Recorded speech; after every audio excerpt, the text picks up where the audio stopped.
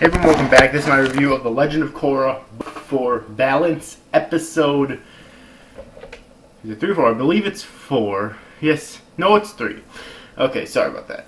Episode 3. Oh my god, I fucking love you. Toph. Seriously. Is there any question now why Toph has always been my favorite fucking character of the Avatar franchise? Seriously. Like, I love the fact that although obviously time has aged her physically, two things about her remains completely intact. First off, her cynical and extremely fucking funny personality. Seriously.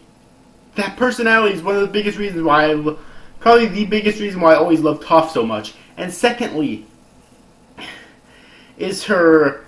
Well, for the most part, her abilities. Like, she even does state in this episode, imagine if I was in my prime, which tells us that she's obviously not nearly as strong as she used to be due to age, but still, she's still a fucking badass. Oh my god.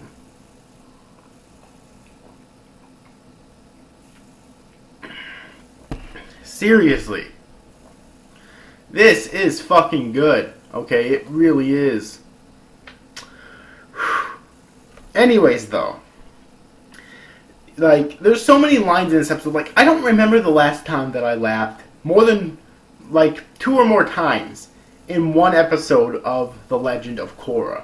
Because most of the time, the jokes have been kind of dumb and or boring, or they haven't really been going for fun. They've been going for more serious.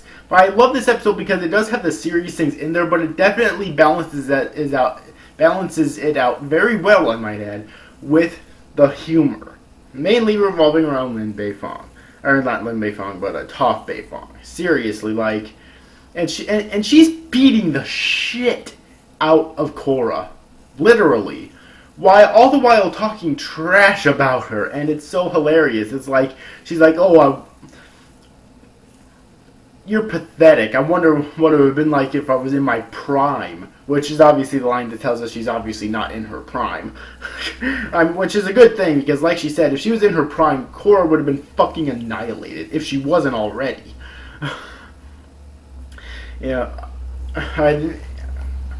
She basically insults her daughter, Lin Beifong, basically telling her that she fucking sucked, that she wasn't any good at freaking metal bending as far as Toph is concerned.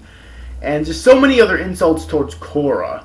And I also like how she psychoanalyzed Korra a bit, basically saying the whole reason that I can't get the metal out of your body is because you don't want it to be in your body. It's because you don't want it to come out of your body, because in your mind it's like, okay, if it's in my body, then I have an excuse to be injured, so then I won't have to go back to Republic City and be the Avatar anymore, so I won't get hurt anymore. And when she said that, I was like, God damn, that's true.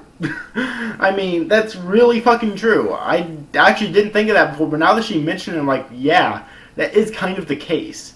Okay? So I love how she was able to easily psychoanalyze Korra like that. Oh god, another memorable line from Toph in this episode is like where she says like, "Oh, of all the Avatar I've met, you have to be the worst." Granted, I've only met 2, but still, bottom line, you fucking suck. Oh, Toph, how I love you so. How I love you so.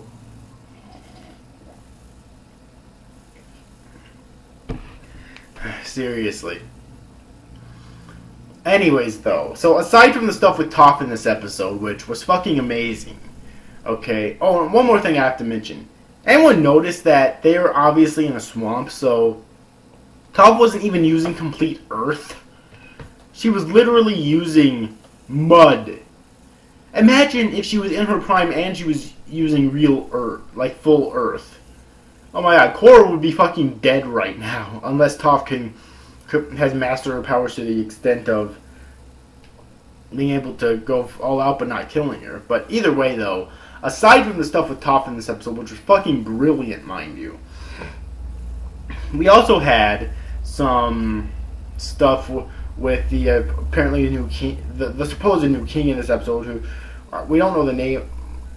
We know the name, but I don't remember his name. But he basically got dethroned by Kuvira. Okay, but she didn't get in trouble for it because the people actually supported her speech and supported her being their new ruler, even though she's basically just another tyrant, essentially. Okay, at least I think that's what she's led up to be at this point. So yeah, and I liked it because it allowed for some character development for that supposed king, because, you know, really he realizes that, you know, he's kind of an idiot and nobody wants a king like that, okay? But it also brings up a good question: what would you rather want as a king?